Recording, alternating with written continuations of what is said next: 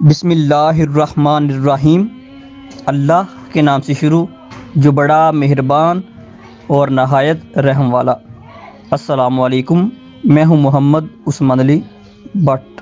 مورخہ 11 April 2021 کو آفتاب اقبال، جو کہ یوٹیوب چینل پر خبردار کے نام سے ایک شو چلاتا ہے، نے مدرجہ ذیل الفاظ کہے۔ فونڈ گیا یا جنو لبیا ہوگا؟ نہیں، صاحب یہ کیا ہو رہا ہے یہاں پر؟ یہی کچھ ہو رہا ہے پچھلے 73 سال سے۔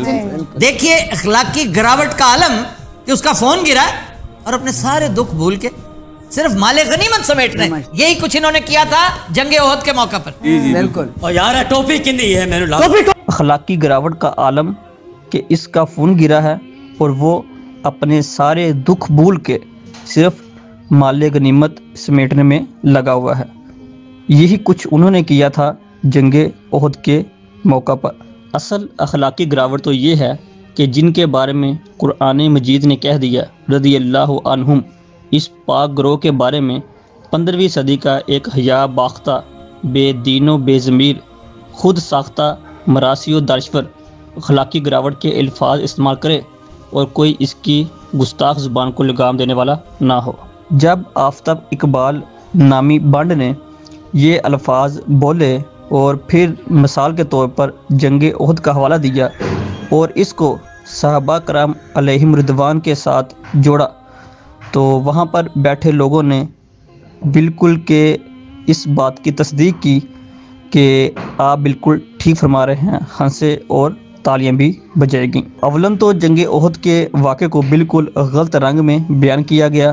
دوم، صحابہ کرام کے لیے اخلاقی گراوٹ جیسے الفاظ استعمال کرنا یا پھر ان کو دنیا کا حریص باور کرانا صحابہ کرام علیہم رضوان کی صریح گستاخی ہے، جو کہ تعزیرات پاکستان کے مطابق سنگین جرم ہے۔